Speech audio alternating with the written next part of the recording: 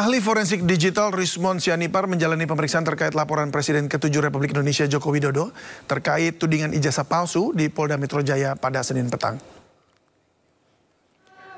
Rismond seharusnya diperiksa penyidik Subdit Kamnek di Treskrimum Polda Metro Jaya pada Kamis lalu. Namun karena dirinya berhalangan, maka pemeriksaan baru dilaksanakan pada hari ini. Polisi memeriksa ahli forensik digital tersebut sebagai saksi kasus ijazah Presiden ke-7 RI Joko Widodo. Pemeriksaan terhadap Rismond merupakan upaya permintaan klarifikasi. Saya tadi ditanyakan sejumlah pertanyaan yang berkaitan dengan metode-metode ilmiah yang saya kaji, tetapi ada sejumlah jawaban, sejumlah pertanyaan yang saya tidak berkenan untuk saya jawab. Ya, karena itu berkaitan nanti dengan hal-hal teknis, bagaimana saya mengkaji secara ilmiah apa yang saya teliti berkaitan dengan ijazah, lembar pengesahan Pak Joko Widodo yang kami dapatkan langsung dari UGM maupun dari ijazah yang diupload oleh saudara Dian Sandi. Ya, itu. Artinya semestinya kalau kita mau fokus kepada penegakan hukum dan menghormati kaidah hukum, penyidik harus menghormati Perma nomor 1 tahun 1956, di mana jika ada perkara berdata beririsan dengan apa yang mereka anggap ada perkara pidana, di hold dulu, dihentikan dulu perkara penyelidikannya dan fokus menunggu putusan pengadilan perdata hingga memiliki kekuatan hukum yang tetap begitu. Jadi kami pikir klarifikasi yang kami berikan sebagai bagian dari warga negara yang kooperatif memenuhi undangan dari penyidik. Legislator PDI Perjuangan mencecar Menteri Koperasi Budi Aris Setiadi atas pernyataannya terkait Partai Mitra Judol di Senayan. Ia meminta Budi Ari tak memfitnah PDIP jika sedang merasa panik. Ya. Tapi kalau tenang jangan fitnah sana sini, Pak. Jangan fitnah partai kami, Pak. Ini nggak bagus, Pak.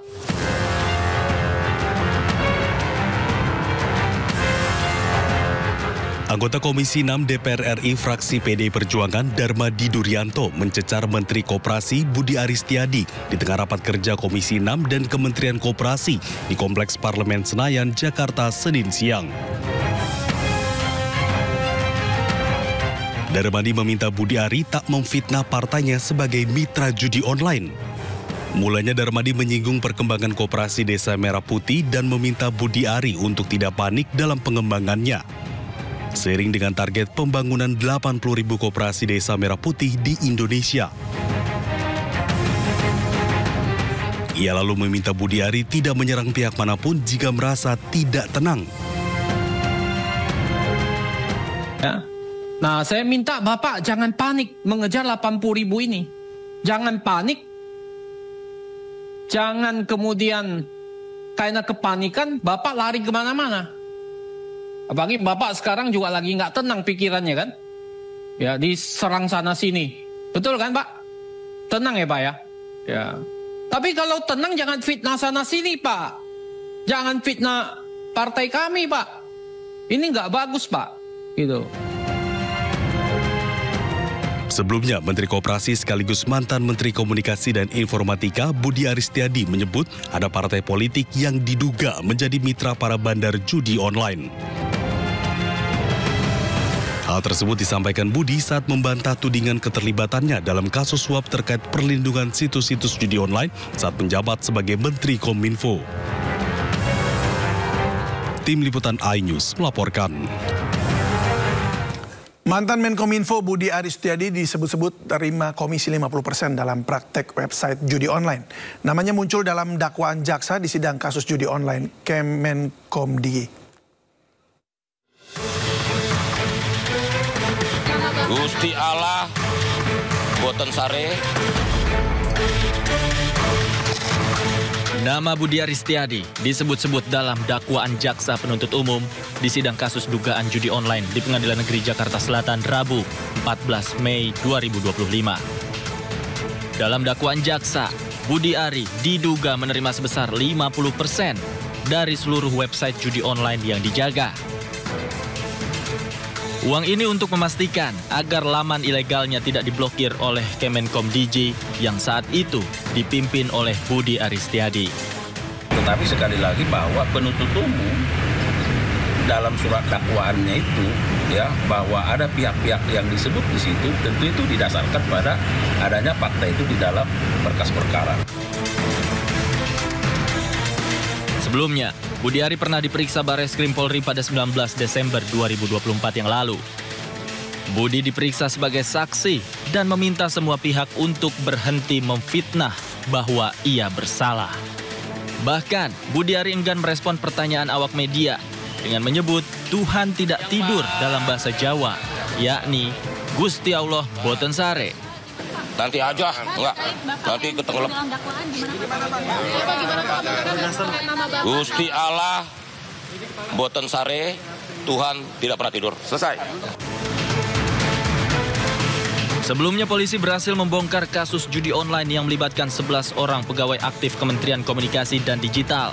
Sidang perkara Komdiji sendiri sudah digelar pada Rabu 14 Mei 2025 lalu dengan agenda pembacaan dakwaan atas 4 orang terdakwa.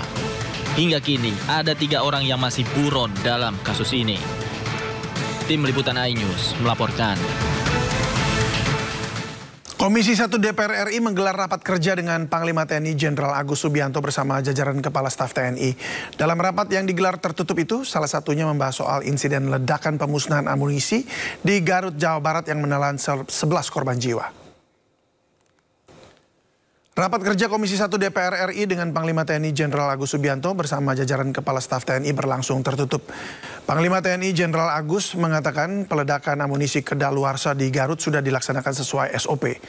Lebih lanjut, Panglima menjelaskan peledak dan amunisi kedaluarsa memang lebih sensitif daripada sebelumnya.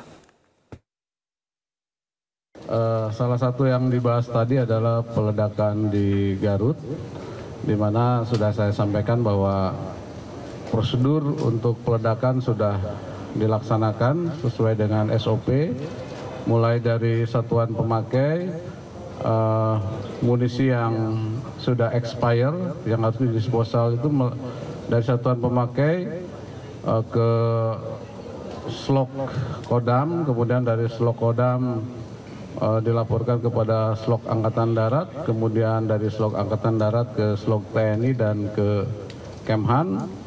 Kemudian selanjutnya apabila prosedur sudah sampai Kemhan, maka dari Kemhan akan ke Slok TNI dan sampai ke Satuan Gupusmu, yang satuan yang ditugaskan untuk meledakkan munisi kaliber besar dan kecil dan detonator yang sudah expired diledakkan di suatu tempat yang sudah disiapkan.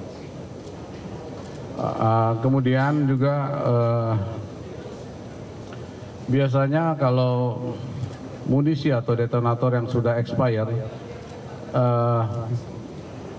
dia itu sensitif ya, sensitif terhadap gesekan, kemudian juga terhadap cahaya, sehingga memang sangat mudah untuk menimbulkan ledakan.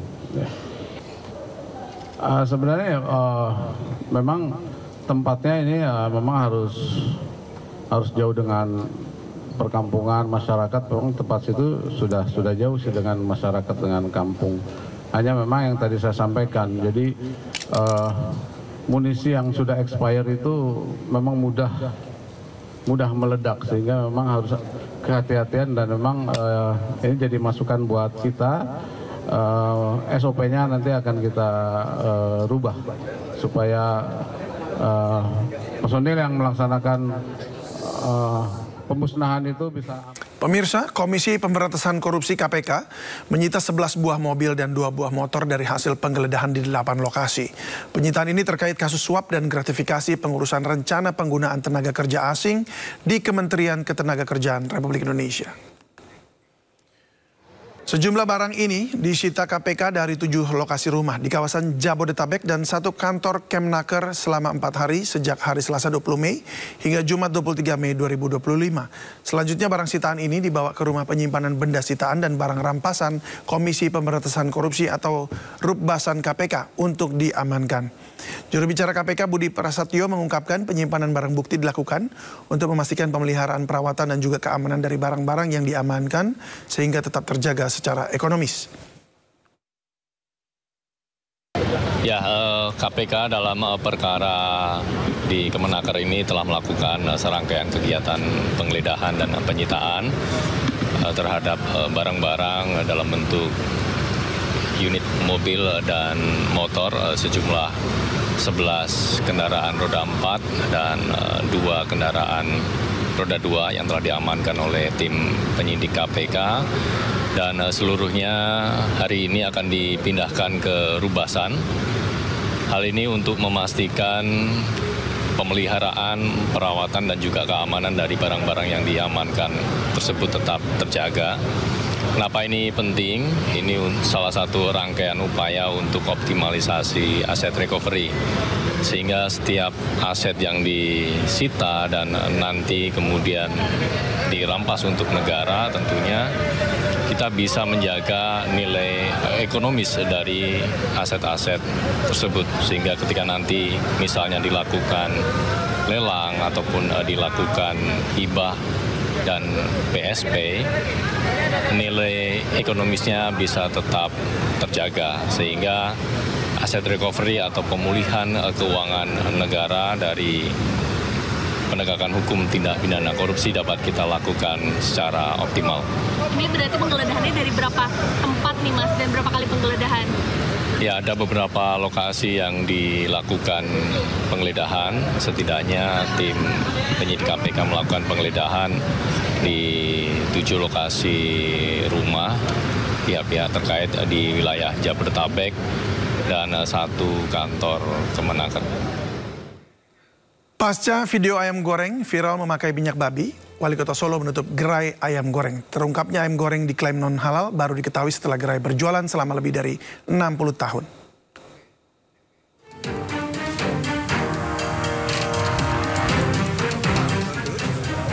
Wali Kota Solo Senin pagi menutup warung ayam goreng yang sudah berdiri sejak tahun 1963 di Jalan Sultan Syahrir. Saat dilakukan sidak oleh Wali Kota, didampingi Satpol PP dan jajaran Pemkot, pemilik sedang tidak berada di tempat. Namun petugas yang datang menemukan minyak yang diduga mengandung unsur non-halal. Penjual menggunakan minyak babi untuk menggoreng kremesan yang ditulis pada etalase toko. Apabila memang mau menyatakan halal, silahkan ajukan. Kalau tidak, ya silahkan ajukan tidak halal. Intinya ini segera hari ini bisa ditutup terlebih dahulu untuk dilakukan asesmen ulang. Warung ayam goreng di Solo ini mendadak jadi perbincangan setelah secara resmi menyatakan bahwa produknya tergolong non-halal. Belum nggak ada tulisannya, kita nggak tahu kalau itu apa minyak babi, nggak tahu. Jadi sangat kecewa ini. Kecewanya apa sih Mas? Rasanya gimana? Beda dengan yang ya, beda.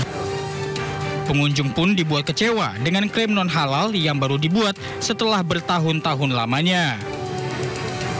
Usai sidak, warung ayam goreng ini ditutup di seluruh cabang sampai ada kejelasan akan menjadi warung halal atau justru non-halal.